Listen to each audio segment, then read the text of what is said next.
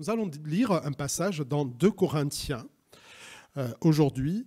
2 Corinthiens 3, les versets 18 jusqu'à 4, verset 6. 2 Corinthiens 3, 18 jusqu'à 4, verset 6. Voilà, je me mets à le lire pour ceux qui suivent sur leur Bible, donc je le lis dans la version Semeur, sinon il sera affiché, mais ceux qui ont leur Bible, lisez-le dans votre Bible et dans votre version, et complétez avec ce que vous lisez ici. Et nous tous, qui le visage découvert, contemplons comme dans un miroir la gloire du Seigneur, nous sommes transformés en son image, dans une gloire dont l'éclat ne cesse de grandir. C'est là l'œuvre du Seigneur, c'est-à-dire de l'Esprit. Ainsi, puisque tel est le ministère que Dieu nous a confié dans sa bonté, nous ne perdons pas courage. Nous rejetons les intrigues et les procédés indignes. Nous ne recourons pas à la ruse et nous ne falsifions pas la parole de Dieu. Au contraire, en faisant connaître la vérité, nous nous en remettons devant Dieu au jugement de tout homme. Et si notre évangile demeure voilé, il ne l'est que pour ceux qui vont à la perdition. Pour les incrédules, le Dieu de ce monde a aveuglé leur esprit et les empêche ainsi de voir briller la lumière de la bonne nouvelle ou de l'évangile, qui fait resplendir la gloire du Christ, lui qui est l'image de Dieu. Ce n'est pas nous-mêmes que nous mettons en avant dans notre prédication, c'est le Seigneur Jésus-Christ. Nous-mêmes, nous sommes vos serviteurs à cause de Jésus. En effet, le même Dieu qui un jour a dit que la lumière brille du sein des ténèbres a lui-même brillé dans notre cœur pour y faire resplendir la connaissance de la gloire de Dieu qui rayonne du visage de Christ. Jusque-là, la lecture de la parole. Alors, lorsqu'une personne devient chrétienne, je ne sais pas si ça a été votre cas, mais ça a été le mien en tout cas, elle commence à percevoir, elle commence juste à percevoir la beauté de l'Évangile. Et elle éprouve souvent une envie irrésistible de faire connaître le trésor qu'elle vient de découvrir.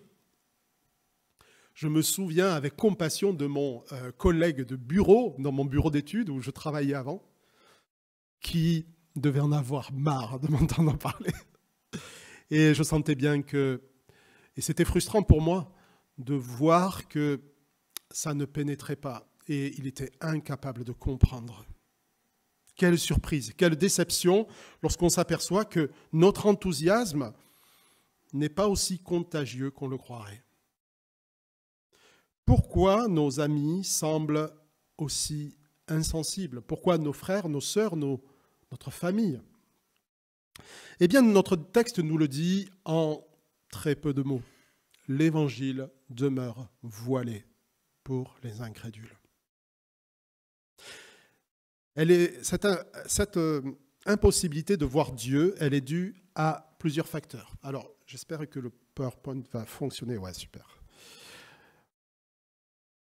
Plusieurs facteurs. Tout d'abord, le péché nous empêche de voir la gloire de Dieu. En fait, notre texte nous renvoie, je ne sais pas si vous l'avez perçu dans les mots, il nous renvoie au récit de la création et de la chute. Ce n'est pas par hasard que Paul utilise cette citation « que la lumière brille au sein des ténèbres ». L'homme a été créé à l'image de Dieu, c'est-à-dire un vis-à-vis doué d'intelligence, capable d'aimer, mais par-dessus tout, d'éprouver un besoin spirituel. Que vous en soyez conscient ou pas, nous éprouvons tous un besoin spirituel.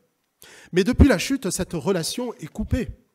Et l'homme est livré à lui-même, incapable de connaître Dieu. C'est la dure réalité. Et pire même, il prend plaisir au péché.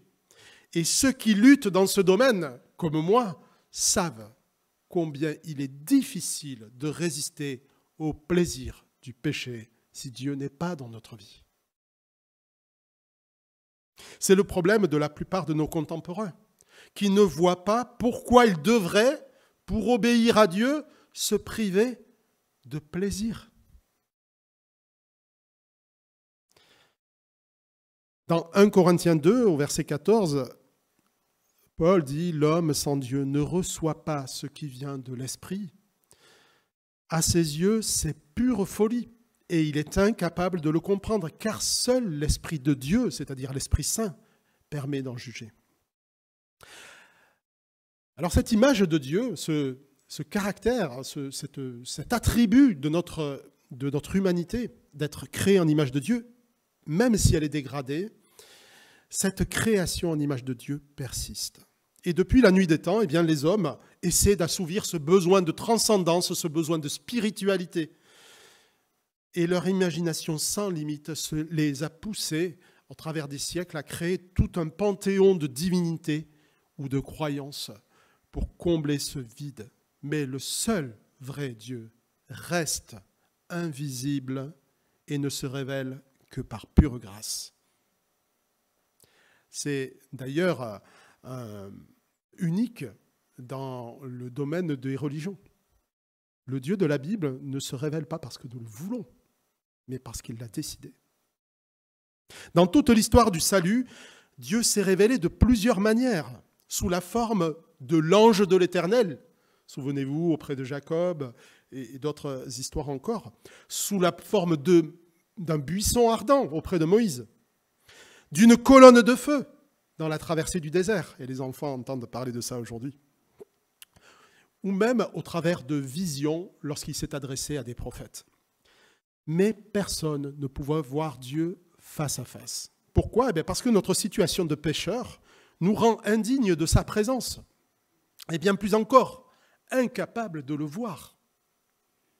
C'est pourquoi Moïse, lorsqu'il a demandé à Dieu « Montre-moi ta gloire », s'est entendu répondre « Tu ne peux voir ma face, car l'homme ne peut me voir et vivre. » Connaître Dieu, pour connaître Dieu, il faut une révélation. Le Dieu de la Bible est un Dieu de révélation. Et il le fait à qui il veut. La seconde raison pour laquelle cet évangile est voilé, ça a fonctionné jusqu'à présent, et là ça ne fonctionne plus. Ah, c'est parce que peut-être il faut que tu reviennes sur... Voilà.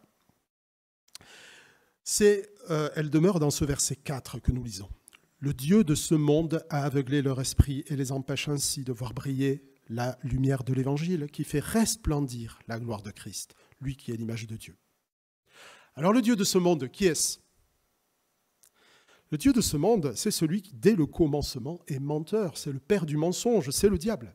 Et si nous pensons qu'il ne s'agit que d'un principe, c'est-à-dire le mal, et non d'un être personnel qui a des véritables intentions maléfiques, si nous ne croyons pas ça, alors nous risquons fort de rester encore aveugles sur ses intentions et peut-être même aveugles sur la domination qu'il exerce dans notre vie. Son champ d'action s'étend au monde entier, le Dieu de ce monde, et parfois jusque dans l'Église, pour nous berner.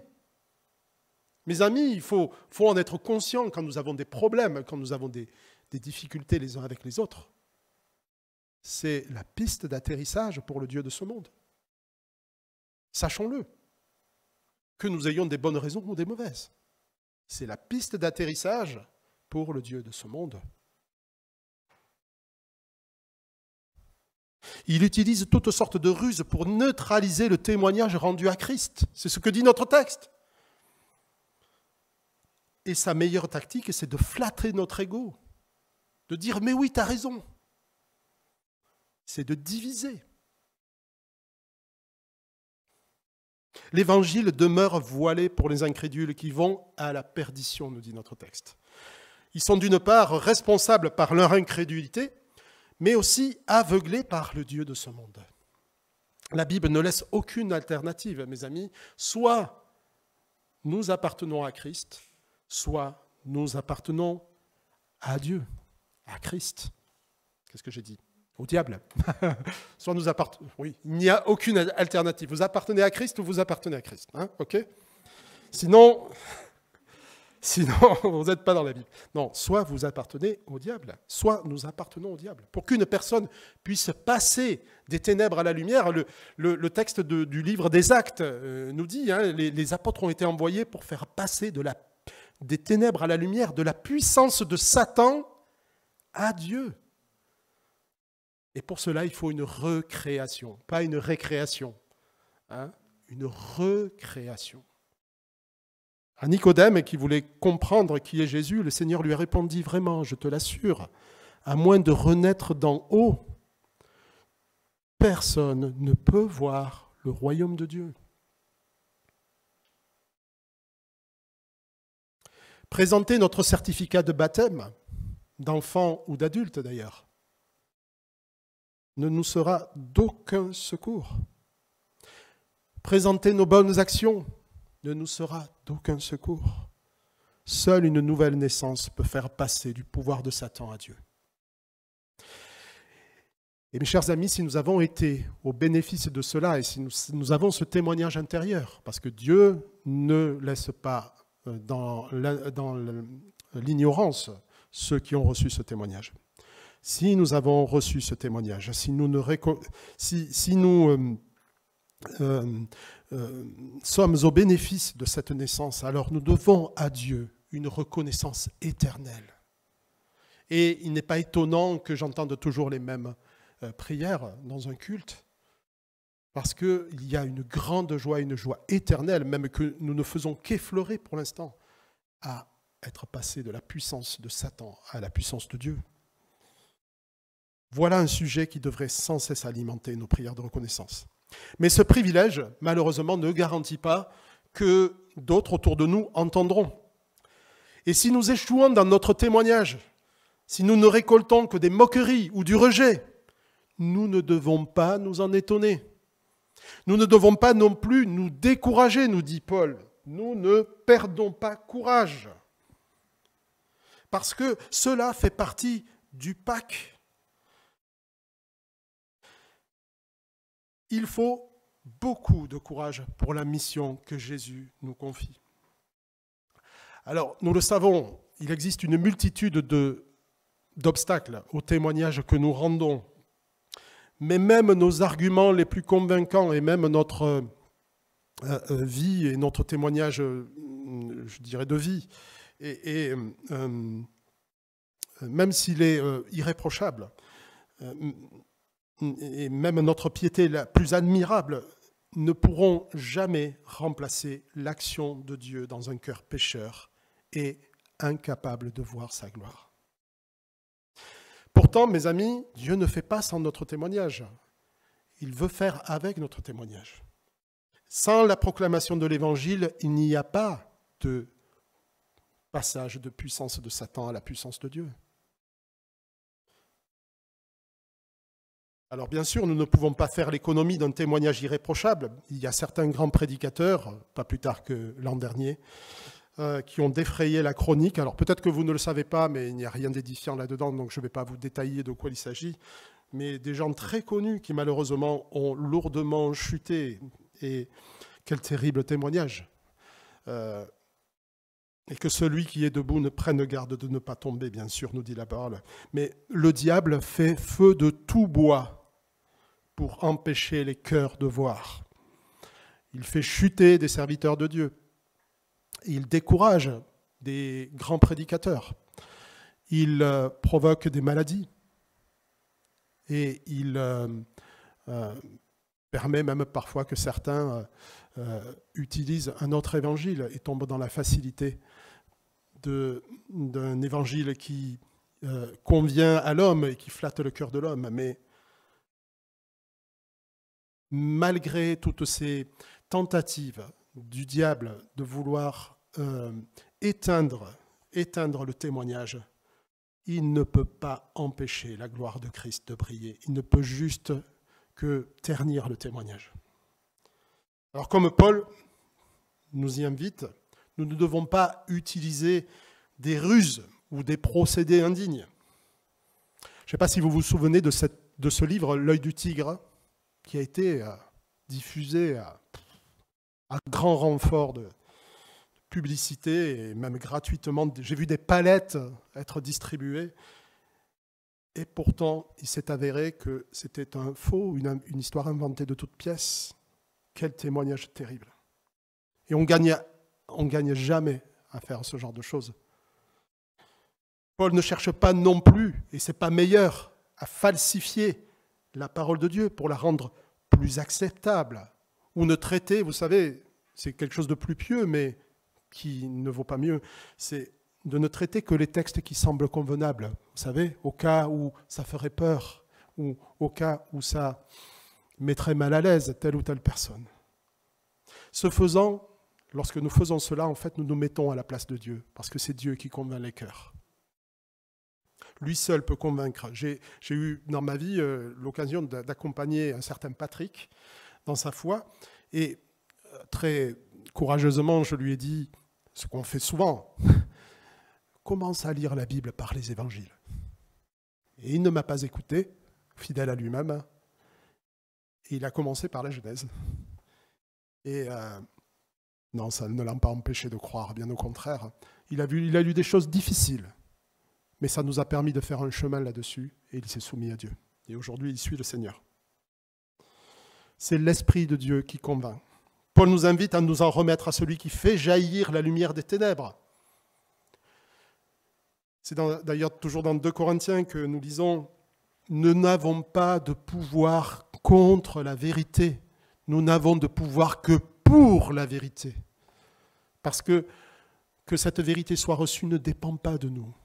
Par contre, le Saint-Esprit est honoré quand c'est la vérité qui est prêchée. Et nous sommes donc complètement dépendants de Dieu. Mais si la gloire de Christ a brillé dans nos cœurs, alors cela nous encourage pour ce petit premier point, ou long, selon ce qui vous semble, cela nous encourage à faire une chose, prier plus souvent pour que nous puissions voir des cœurs transformés qui se tournent vers lui. Supplier que Dieu nous utilise pour cela. Nous avons eu, il faut le signaler quand même, le privilège de le constater ces derniers temps, lorsqu'on a entendu quelques témoignages, par exemple pour les baptêmes, de l'action souveraine de Dieu dans un cœur. Et nous devons en être reconnaissants. Mais franchement, qui est rassasié de ça? Ça semble tellement insuffisant. Alors, ce n'est pas insuffisant à l'échelle individuelle, mais c'est tellement insuffisant face à tous ceux qui vont vers la perdition.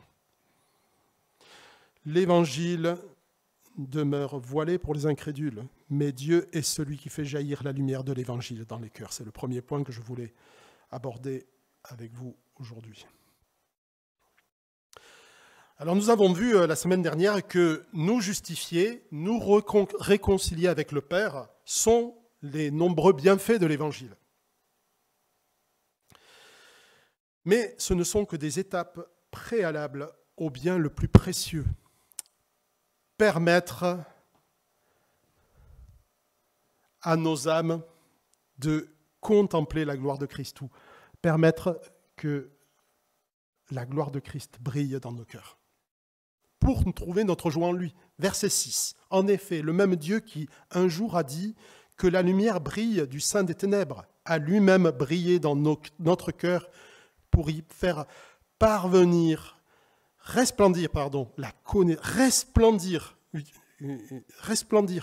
Est-ce que l'Évangile, la gloire de Christ a resplendi dans vos cœurs? C'est un mot fort, hein, resplendir. C'est pas « Oh, ça m'a réjoui un jour », oui. Resplendir. Resplendir la connaissance de la gloire de Dieu qui rayonne du visage de Christ.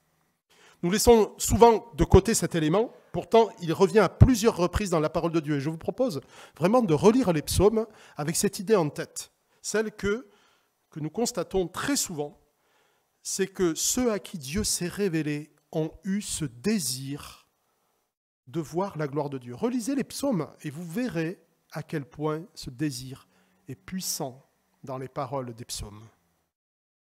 Alors bien sûr, je l'ai évoqué tout à l'heure, sur le mont Sinaï, Moïse a supplié l'Éternel, « Montre-moi ta gloire ».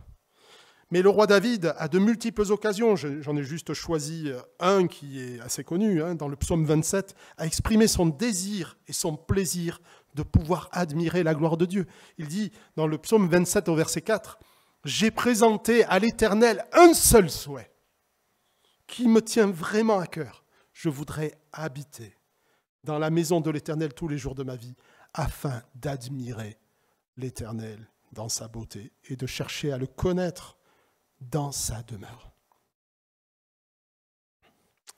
Dans le récit de sa vocation, le prophète Ésaïe, si vous avez déjà lu Ésaïe, vous verrez dans Ésaïe 6, c'est un passage bouleversant. Ésaïe 6, c'est là qu'il a vraiment vu cette vision de la gloire, une révélation de la gloire de Dieu. Alors c'est une vision indirecte, bien sûr, puisque c'est une vision. Mais elle l'a profondément et durablement bouleversé au point qu'il s'est écrié « Malheur à moi, mes lèvres sont impures et je suis d'un peuple aux lèvres impures. » La simple vue de cette gloire l'a confronté à son propre péché, d'une manière insoupçonnée jusqu'alors. Pourtant, c'était quelqu'un qui aimait le Seigneur. On pourrait encore parler de la vision d'Ézéchiel, les visions de Daniel, qui ont eu les mêmes effets. Ou celle de Jean, sur l'île de Patmos, dans l'Apocalypse.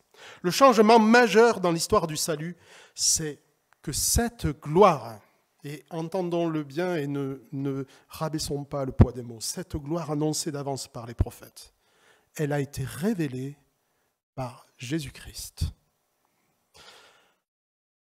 Rappelez-vous de ce texte qui est l'introduction à l'Épître aux Hébreux. Premier verset. « Après avoir autrefois, à plusieurs reprises, de plusieurs manières parlé à nos pères par les prophètes, Dieu, dans ces temps qui sont les derniers, nous a parlé par le Fils.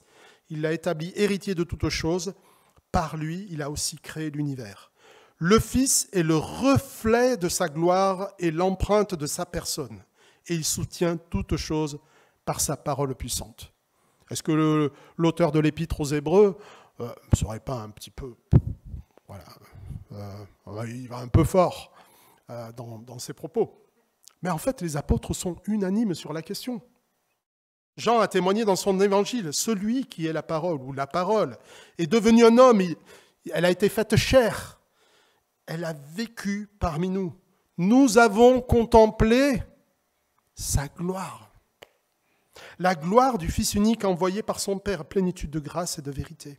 Et Paul enchérira dans Colossiens, le Fils est l'image du Dieu invisible, le premier-né de toute la création.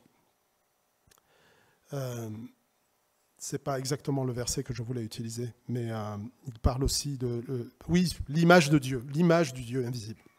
La gloire de Christ, c'est la gloire de Dieu. Ceux qui ont vu Jésus de leurs yeux n'ont rien vu de moins que Dieu lui-même. C'est pourquoi dans notre texte, Paul insiste, le prince de ce monde a pour objectif d'empêcher de voir briller la lumière de l'évangile qui fait resplendir la gloire de Christ, lui qui est l'image de Dieu. Les évangiles, et en particulier celui de Jean, nous montrent que beaucoup ont vu le visage de Jésus en chair, mais tous n'ont pas contemplé sa gloire, bien qu'ils aient eu des yeux pour voir pourtant. Qu'est-ce qui fait que de deux personnes qui voient la même chose sont témoins des choses exactement identiques, et pourtant l'un verra la gloire de Dieu et l'autre ne le verra pas?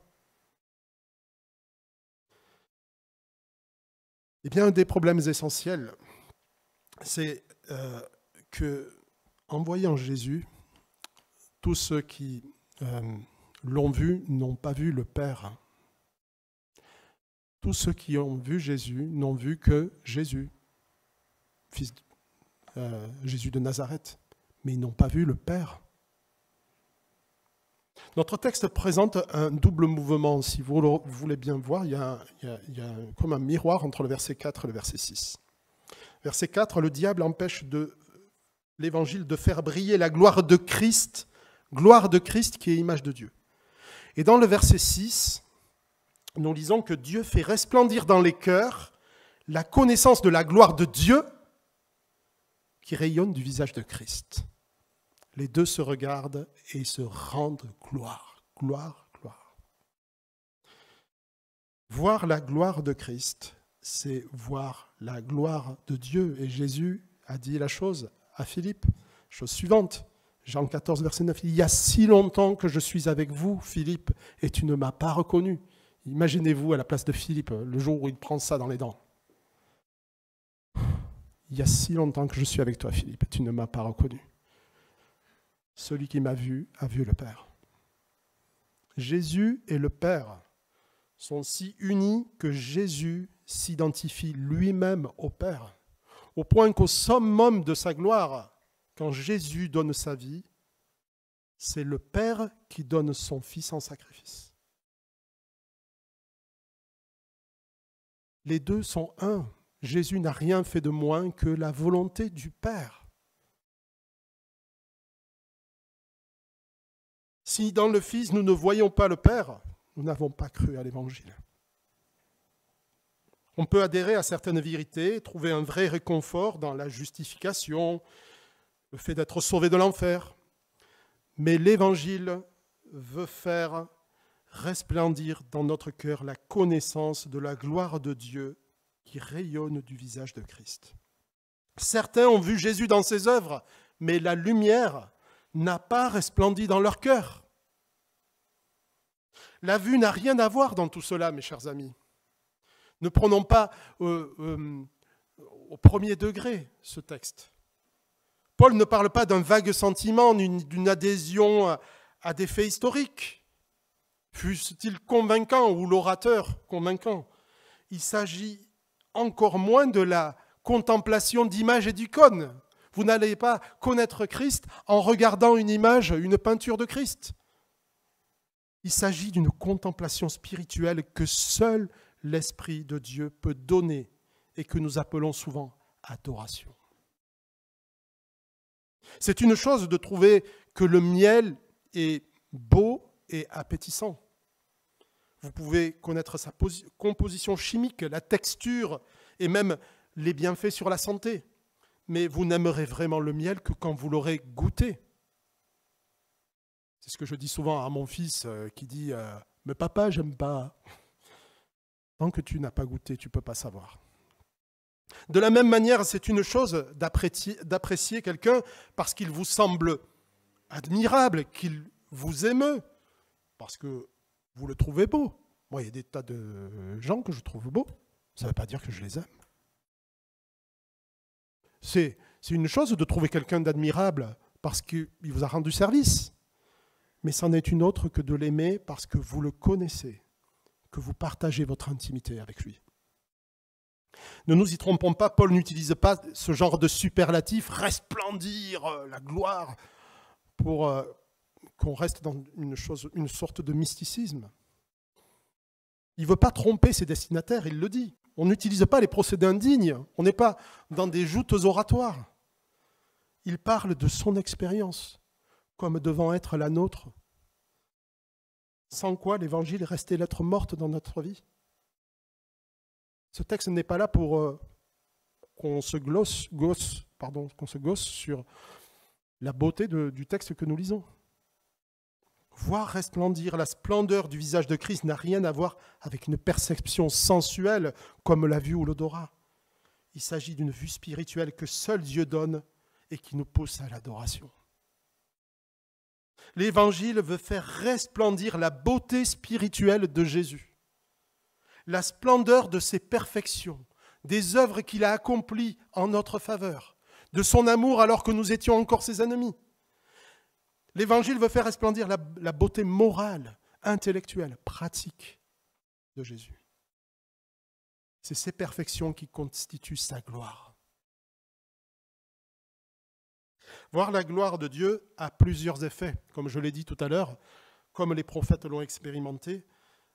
Cette gloire, lorsque nous adorons Jésus, cette gloire révèle notre péché. Elle met un contraste saisissant sur notre péché. Et en même temps, elle étanche notre soif et nous fait désirer le connaître plus encore, plus que toute autre chose. Et elle nous fait aussi désirer, plus que toute autre chose, ce que nous aimons, que ceux que nous aimons le connaissent aussi. Christ a récolté le mépris ou l'indifférence. J'ai fait un camp avec une oratrice qui me disait que voilà, elle fait partie d'une famille d'incroyants, athées, et elle a été saisie par Dieu d'une manière aussi spectaculaire que je le dis, que je suis en train de le prêcher aujourd'hui. Et puis, elle a fait face à quelque chose de très difficile, c'est qu'elle a vécu le rejet de sa famille. Un rejet, ce ne sont pas des gens d'une autre culture, hein, musulmans ou d'une autre religion. Ce sont des Français. Des Français qui l'ont rejetée, qui se moquent d'elle et qui se fâchent avec elle dès qu'elle en parle. Quitte à ce que cela arrive, rien ne peut empêcher d'adorer. Voir la gloire de Christ, c'est aussi le motif pour lequel chaque jour nous cherchons à lui plaire et à le servir. Seule cette perception spirituelle peut nous aider à persévérer dans l'adversité, au moment de faire des choix importants dans notre vie, pour Dieu ou pour moi. Seule cette perception, ce resplendissement de l'Évangile dans nos cœurs peut nous donner de l'assurance dans l'adversité ou face à la mort. Alors une question peut nous aider à faire un bilan. Pour ceux qui ont lu le livre que nous vous avons gracieusement offert, ou qui a été offert plutôt par des gens qui ont subventionné ce livre, et que nous vous avons proposé de lire avant les vacances, eh bien, une question peut nous aider à faire un bilan. Ce n'est pas une question pour mettre mal à l'aise les gens. C'est une question. Parfois, il faut savoir se confronter à la vérité. Et c'est pour le bien de chacun. Si vous aviez au ciel toutes sortes de bienfaits, la santé, une joie sans fin, et même l'assurance de revoir tous vos bien-aimés décédés, seriez-vous heureux si Christ n'y était pas? Il n'y a que votre cœur qui peut vous le dire. Moi, je n'ai pas besoin de savoir. C'est ça qui est important. Seriez-vous heureux si Christ n'y était pas? Le but de la vie chrétienne, c'est de susciter en nous ce qui est naturellement impossible. Faire de l'éternel ses délices. Aimer Dieu de tout son cœur, son âme, sa pensée, sa force, c'est-à-dire faire briller la gloire de Christ dans nos cœurs. Alors le troisième point que je voudrais aborder avec vous, alors je ne fais qu'effleurer ce texte et j'aimerais faire une prédication sur le sujet, mais nous en reparlerons dans les études bibliques sur la sotériologie. Vous avez appris un terme, peut-être la semaine dernière, c'est-à-dire l'étude théologique du salut. En quoi sommes-nous sauvés? Comment sommes-nous sauvés? C'est un élément important. Et nous en reparlerons parce que c'est un texte important, mais qui mérite un peu plus que juste un verset ou le développement que je vais faire ici. Le troisième point, c'est que le privilège de l'Évangile, c'est de nous transformer à l'image de Christ. Au chapitre 3, verset 18, nous lisons « Et nous tous, qui le visage découvert contemplons, comme dans un miroir la gloire du Seigneur, nous sommes transformés en son image, dans une gloire dont l'éclat ne cesse de grandir. » Dans d'autres versions, ce sera « Et nous sommes transformés de gloire en gloire. » C'est là l'œuvre du Seigneur, c'est-à-dire de l'Esprit. Alors, qu'est-ce que Paul dit dans ce passage?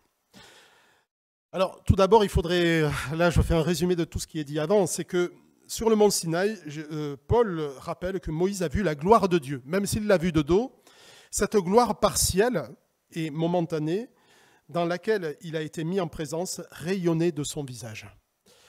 Alors, elle était passagère à cette gloire qui rayonnait de son visage, mais elle ne pouvait être vue par le peuple d'Israël. Et d'ailleurs, il portait un voile pour cela. Elle était cachée à Israël.